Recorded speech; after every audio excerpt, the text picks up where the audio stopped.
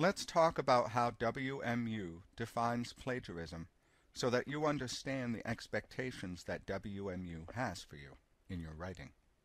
The following definition of plagiarism is taken from the Students' Rights and Responsibilities section of the undergraduate and graduate catalogs. Plagiarism is intentionally, knowingly, or carelessly presenting the work of another as one's own.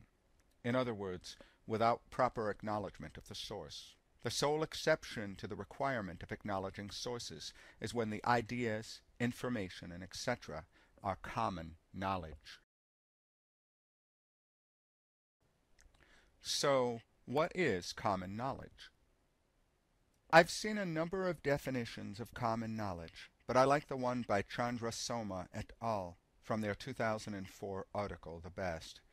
They define it as culturally or locally situated knowledge shared by a group of people with common interest.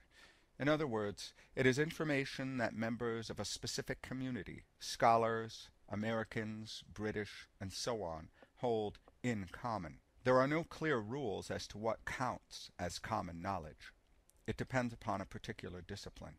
A good rule of thumb for determining whether or not you need to cite an idea is, if the idea is not well known among your disciplinary peers, provide attribution.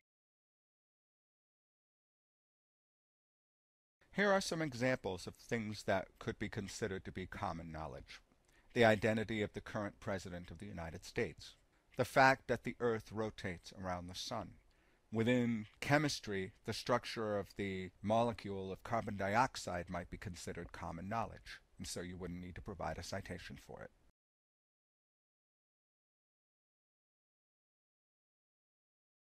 Plagiarism is also defined or dealt with in a couple of other important WMU documents, including the Student Code of Conduct, which mentions plagiarism under the heading of academic misconduct, and the Research Misconduct Policy, which incidentally covers faculty as well as students.